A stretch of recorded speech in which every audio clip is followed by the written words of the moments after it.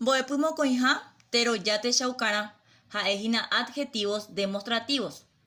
Ha'e umi ñe'ẽ ojehechaukáva téra, teró, tenda mombyrykue oñe'ẽvagui. Ha oñemohenda. Bueno, los adjetivos demostrativos lo que hacen es indicar cercanía o lejanía del sustantivo. Oñemohenda koicha. Se clasifican de esta forma. Teroyato baquegua son de presencia.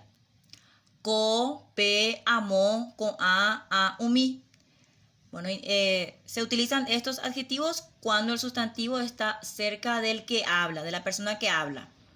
Teroyato baquegua son de ausencia. Se utilizan cuando el sustantivo está lejos de la persona que habla. Upe, aipo, ku, ako, umi. Techapyna, con baracaya y pona. Este gato es lindo. Nemandu'ápa aipomita yahecháva ekeo kausupe. ¿Te acordás de aquel niño que habíamos visto en la plaza? Uperire ñambapoto ñandekuati añe'ẽme togue 57pe. Tembiapope teĩha he'i amo ñe'ẽ ha amongorã teroja techaukarã.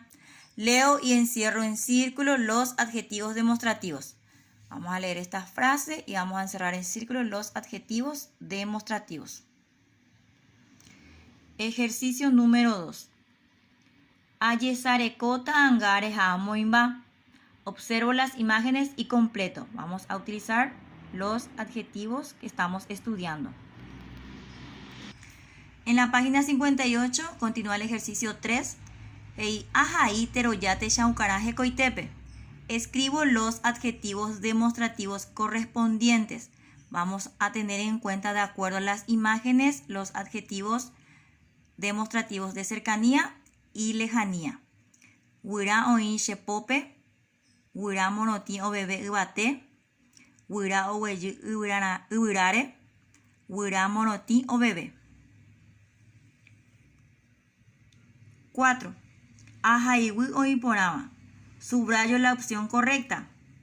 También vamos a tener en cuenta las imágenes y de acuerdo a las imágenes vamos a subrayar lo correcto.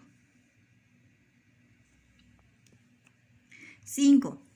Ahaipañi eyoayu. Completo las oraciones. Vamos a completar las oraciones con los adjetivos propuestos. Apeisha yamoenere envía poco ahora pegua.